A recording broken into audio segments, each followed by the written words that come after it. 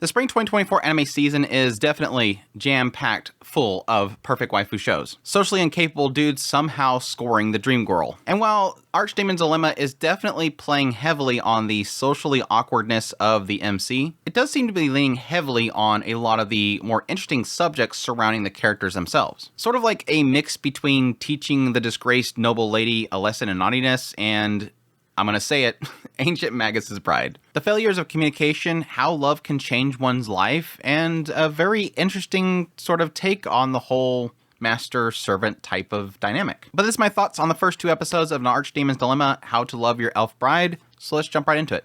An Archdemon's Dilemma opens up with Zagan. And now Zagan is one of these people known as sorcerers. And the sorcerers in this world, they pretty much devote their entire life and existence just to the research of magic and things of the world itself. And yes, a lot of that often involves the sacrifice of people, including young females. And so the world's view of sorcerers is not a positive one. They're seen as evil and murdering people and just not good. All existence outside of the sorcerer themselves is just kind of seen as fuel to their research. Well, one day Zagan is confronted by a companion named Barbaros. And Barbaros informs him that one of the archdemons, which is like the head council, the most powerful of the sorcerers, one of them has died. And they're going to hold a big auction to sell away all the guy's stuff, so of course they're going to go see what they might have there for sale. Might be some stuff for research. Well, when they arrive, Zagan spots one of the goods they're selling, Neilia, which is an elf, and he immediately falls in love with her and decides to use his entire fortune to buy her, much to the surprise of everybody around. They inform him that yes, she's been untouched. She was actually not sold to the Archdemon yet. She was actually in the process of closing the sale itself before he passed away, so they're just selling it again. And then additionally, she has this collar on her that is supposed to suppress her power so that she can't escape. And so immediately he takes her back home, at which point we find out that despite the fact that Zagan loves her, like just love at first sight, she's gorgeous and beautiful, he sucks at communication. Immediately, Neilia decides to ask the important question, how am I going to go? He's like, what are you talking about? How are you going to kill me? Typically, you guys, sorcerers, when you buy somebody or you get women, you're sacrificing them or using them for experiments. How am I going to go? Oh, I'm not going to kill you. What do you think you're talking about? Okay, what kind of torture are you going to put me through? Oh, I'm not going to torture you. I don't do that kind of stuff. All these different little misunderstandings the two of them have, and the entire time he's just wanting to express something to her, but always failing at it. Yes, like most sorcerers, he just sucks at communication with people. Eventually, he decides to make a room for her to be able to stay in, which the room that he decides to pick is full of a guillotine and a bunch of stuff that he has to destroy. They decide to go to town in order to get some clothes and necessities for her, at which point they end up running into a caravan that's being attacked by bandits, at which point Zagan saves the people of the caravan because Neilia looked like she was a little uncomfortable at the situation. When they get to the town, they end up going to the clothing shop where this Manuela decides to put her in like the most inappropriate BDSM outfit just because she thinks that's what Zagan wants. But eventually gets her a cute little maid outfit. Zagan ends up looking into seeing how to remove this collar that's on her, at which point he's informed that it might have a trap on it, so if he forces it off of her, it might end up just killing her. And that kind of wraps up the second episode with the two of them having a meal together, at which point we kind of get a little insight into Zagan seeing himself in Neilia, and the idea that the both of them were kind of outsiders in their life and hated society itself. And additionally, we get a little bit of Neilia kind of realizing that Zagan's not giving her commands. Despite the fact that he bought her and she's pretty much his slave, he's never given her commands. So she asks him if she can do things that she thinks will benefit him whenever she feels that it's necessary. And he kind of agrees to it. So it kind of alleviates a lot of the awkwardness between the two of them in them acknowledging sort of a master and servant type of mentality. Not so much a master-slave mentality. On the sidelines, Zagan did save this one girl at some point that was being attacked by this sorcerer that was like a face stealer or something like that. And she's a part of like the church, like these holy knights. And despite the fact that Zagan saved her, she's now being informed that she's supposed to go kill Zagan because Zagan is, they claim, a part of these kidnappings of these women. So my thoughts on An Archdemon's Dilemma, How to Love Your Elf Bride. I will have to admit, episode 1 was not a great episode. And it's a good establishment episode. Like I said, it establishes the world itself. It establishes the sorcerers, how they pretty much dedicate themselves to their research, how people are pretty much fuel for their research, how mankind and everybody else are fearful of the sorcerers themselves. They're so powerful. They're dangerous. A lot of them are killers. It kind of establishes all that stuff. and yes, technically having Zagan acquire Neilia. Now, what kind of comes from this is after the world building and after kind of establishing the two of them together, I wasn't getting anything out of the show. It was kind of playing heavily on the idea that Zagan just sucks at communication and he's constantly in his own head going, crap, why'd I say that? Oh, I want to say this. And then he says the wrong thing and then goes, crap, why'd I say that? That wasn't what I really wanted to say. It kept doing that whole thing over and over again. The entire time, Neilia is just sitting there going, what am I going to do? Like, I feel bad for this girl because she's literally just sitting there going, what are we doing? Like, okay, you bought me. What are we doing? Like, are we going to execution? Are you going to torture me? Where do I go? What do I do? She's just sitting there waiting.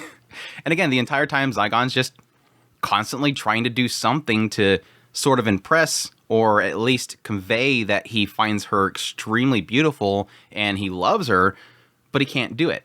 And that was pretty much the status quo of the first episode. Like, literally, it felt like probably over half the episode was just constantly him doing things and it not being what he wanted to do. Now, as much as I was like let down by that, I was like, that's okay. We had a 2-episode release. Now, unfortunately, Crunchyroll took forever to release the second episode, so I didn't cover it that day. We had a 2-episode release, and that's a good thing because the second episode is where I feel like a lot of things kind of expand on the show itself. We're kind of getting away from it just being, that's the bit. It's just the socially awkward dude trying to communicate to a really cute elf girl, and that's it. No, now we're starting to kind of open things up to a lot of possibilities.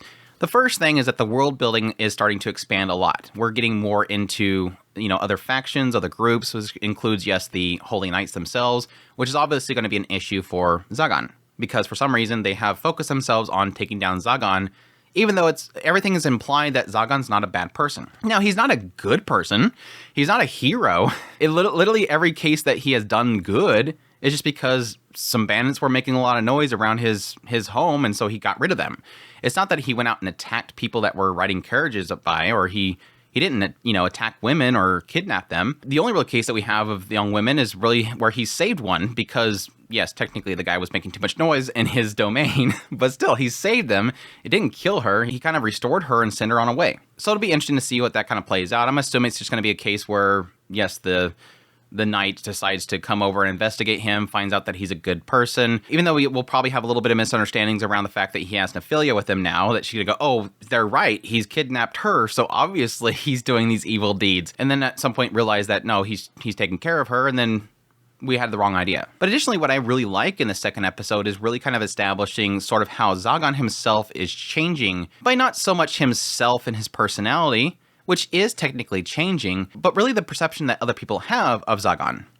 That yes, when he comes into the town, typically, everybody's afraid of him. Oh crap, what do you want? Okay, whatever, here, have this, that's fine, buy this, that's okay, do you need anything else? Get out of here. It doesn't seem like anybody has a good opinion of him, obviously, because he's a sorcerer. And so they assume that all sorcerers are dangerous and they're going to kidnap or kill somebody. But now that he has Neilia with him, it seems like everybody's perspective of him is changing, or at least that's what he's thinking, because when he goes into the clothing shop, suddenly the clothing shop lady is like, oh gosh, he's here, sees Neilia, and then starts being a lot more cheerful, helping them out. Yes, technically gearing up Neilia in a really skimpy BDSM outfit first. And that's, again, Zagan at that point is going, well, typically people don't like me around them. Now suddenly they're kind of being nice. Why is that? Is it because Neilia's with me? Okay, yeah, maybe having her here, she's so cute and gorgeous, now everybody's being nice to me. And again, technically with the shop owner trying to figure out how to get rid of this collar, the guy's like, yeah, you don't have to pay me because you saved my life before. I want to thank you for that, so don't worry about paying. And again, Zagan's like, why is this guy being nice? Oh, is it because Neilia's with me? It does imply differently when we get the perspective of the shop owner that actually, and additionally to the lady that was getting the outfit for Neilia, they're seeing that Zagan looks different, that he himself looks a lot more kind-hearted. His expression, he seems to be a lot more gentle looking. So it's obviously implying the idea that not necessarily that Neilia being with him is what makes everybody calm and accept Zagan as a sorcerer, but more so that Zagan doesn't look evil anymore.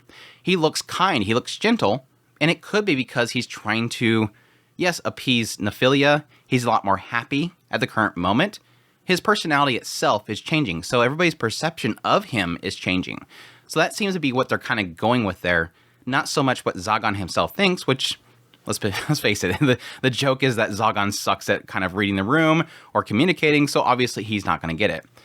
But additionally, in the second episode, we're getting into why Zagan himself sort of relates to Neilia in a way. Obviously, the big question mark that's going to be created by this show is similar to a lot of other shows like Ancient Magus Bride and whatnot, is the idea of opening up the show with the main character buying a slave. It's obviously going to raise a lot of eyebrows. There's going to be a lot of question marks. Everybody's going, oh my gosh, he's paying into the system. Oh my gosh, he's basically has a slave. What they're kind of doing with the second episode is twofold with the very last scene. The first aspect is, like I mentioned earlier, Zagan sort of, for some reason, sees himself in Neilia. I'm not sure what he's getting from how he's getting that. I can just assume that maybe just because her expression, assuming based on what she's gone through, that she's similar to him. It implies early on that he was an outcast. He had no family, he had no food, he had to fight for his own. He was on the streets, and so he had nothing. And he kind of hated the world for it. But then he got powerful. He got stronger, and that's what led him to being where he is now, having a life, having money, having a place to stay, all that kind of stuff. Power gave him strength to rise up. But he was once alone. He was once rejected by society. And he sees that in Neilia as well. Obviously, yes, she's been captured, taken from her home, and sold off. So obviously, she has a similarity there to him in some certain way. And he's seen that in her. We get a brief perspective from her in the whole dining scene that, yes, it seems like signs are pointing to the idea that she was sold. Not that she was kidnapped, she was sold.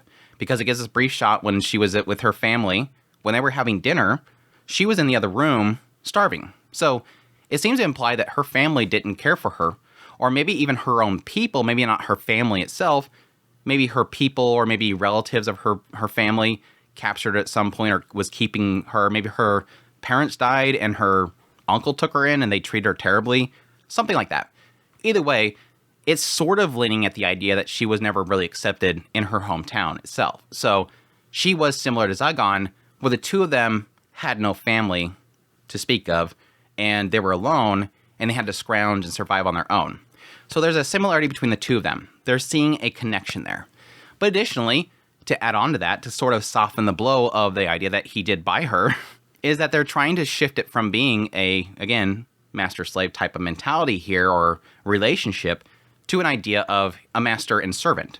And the idea that she is, by her own desire, serving him in what his needs are, not necessarily that he's commanding her to serve him, which is a lot better, again, technically to deal with and accept for a lot of people. And I do think it was a kind of a cute little wrap of the second episode to kind of establish that.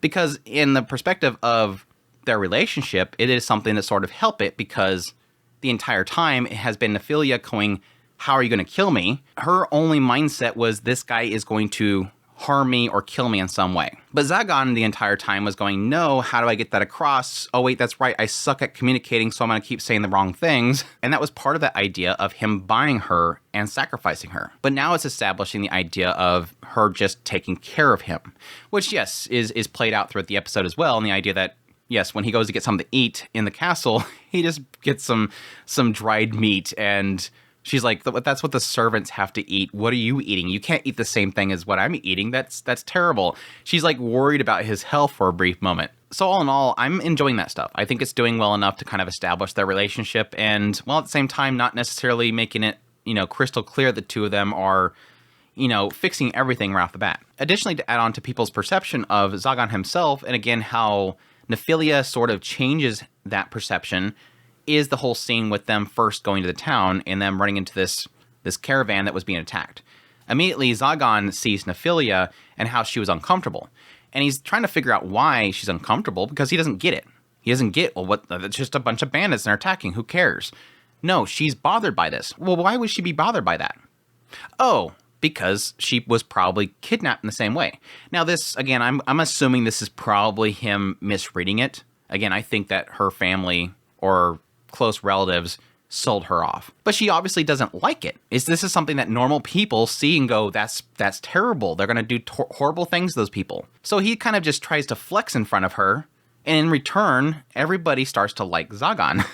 And it's like, wait, crap, he didn't do it to help them. He just did it for Neilia, and in return, suddenly everybody likes him. So again, it's kind of playing on the idea of his reputation itself improving, not because she's present in the scene and everybody sees her. It's more the fact that he himself is looking and appearing to be a good person. So again, it is kind of an interesting way to take that stuff. And if they play off that well enough, I think it could be a really unique way of kind of playing this out. And again, not the idea that Neilia fixes everything by being there, but that Neilia sort of helps Zagan get his head straight and the people's perception of him improves. And how I think that in a grander story could be interesting is, again, because of the idea of this holy knight having to go kill Zagan. Again, the public's perception of sorcerers are that they are evil and they will kill everybody, and that the sorcerers themselves need to be hunted down. The church itself is hunting these people down, which, again, to what they're doing, seems very just. Again, if all these sorcerers are just sacrificing people, of course they should be hunted down. But Zagan is an oddity. Zagan is one that is a sorcerer, but he's not sacrificing people. It's just assumed that if he's a sorcerer, he's going to be doing that. So it kind of plays into Zagan himself almost being the anti-sorcerer that everybody else can sort of see as being a possibility of them coexisting. And yes, it does play into the idea that Zagan could end up fighting his own kind. In the end, yes, I'm kind of conflicted on the show. If it can get away from the social awkwardness and miscommunication thing that I think is sort of repetitive and doesn't really do much to kind of set itself aside from a lot of these types of shows, I think it'll be solid. Just focus in on the characters, their relationship, the world building itself, that I think personally it's doing very well. It's doing it very subtly, and it's doing it in a way that feels kind of impactful. I think the characters are solid. Neilia is super cute. I can't wait to see more of her. But yeah, that's my thoughts on An Archdemon's Dilemma, How to Love Your Elf Bride. I hope you guys enjoyed this first impressions. If you did, make sure that like button down below, comment. Let me know what you think of the series so far if you're going to be checking it out. Additionally, if you're new to the channel, make sure that subscribe button to get my content. I do news reviews, first impressions, top list if it's anime, it's pretty much here. I'll be doing first impressions of all the shows of the season, so if you don't want to watch all 60 of them, this is the place to be. Additionally, if you like this content and you want to support the channel more, I have a Patreon link, tips, links, and thanks membership button down below. Greatly appreciate what it does, and y'all take care.